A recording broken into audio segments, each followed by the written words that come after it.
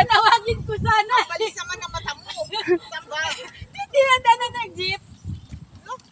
Anong daanan ng jeep? Doon ako. Kaya nga, doon ka nga sa likod na. Oo. Nakita ka na. Nakita kita. Oh, Lumabas ako. Ayan, apartment yan eh. Apartment. Yung green na yan. Kami sa looban pa.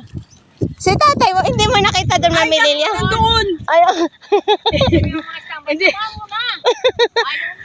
Alam mo ba lahat ng mga Siya talaga eh. probinsya talaga to, tita?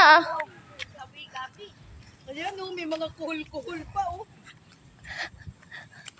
Oo, katapula si Ros. Hello, good afternoon.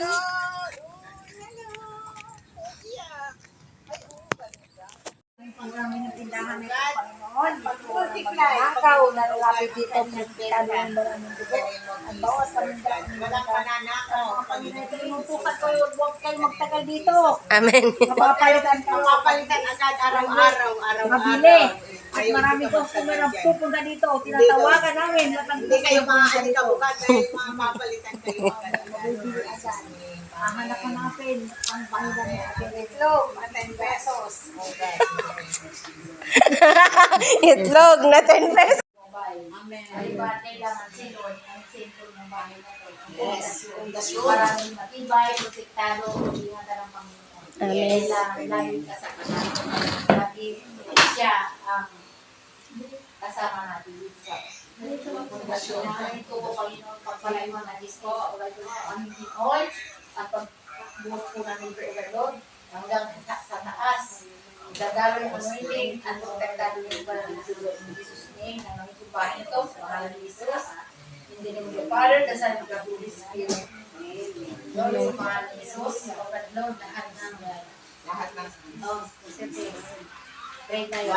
Lord, apply the divine protection, Lord God, sa intuition, walang makakapasok, Lord God, protection,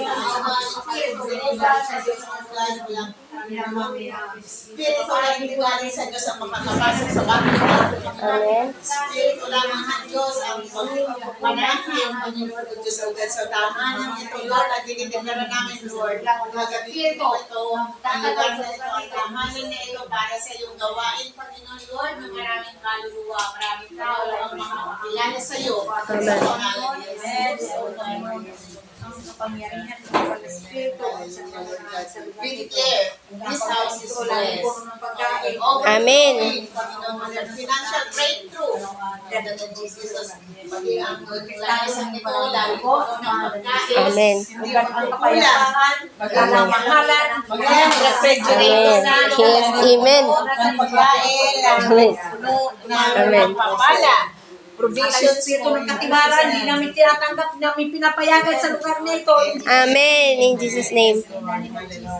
Salamat po, pagpalain mo po ang bahay na ito, O God Lord, kaya mo ikaw, Panginoon maging sentro, balutan mo ng banal mo, diba? Bakura mo po ng libo-libo mga anghel, 24 hours, Panginoon, ang bahay na ito, Ama. Amen. Salamat po, ingatan po ang nakatira dito, pagkaingatan, pagbikisin mo sila ng isang pag-ibig at isang espiritu na patuloy magmahalan sila, Panginoon, si Amen.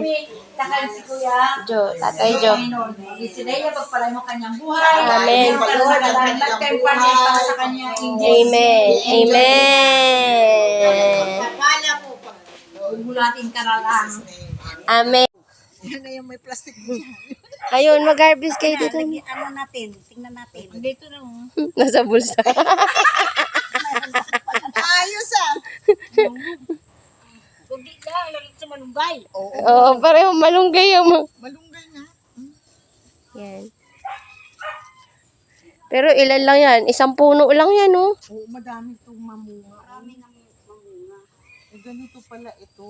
Maano lang yung puno niya. Nakakatawa. Dito. Saray. Nabitsure tayo sa puno ng kawayan. Tanim yan ni tatay ang kawayan. Itong kawayan na yan, tanim niya yan.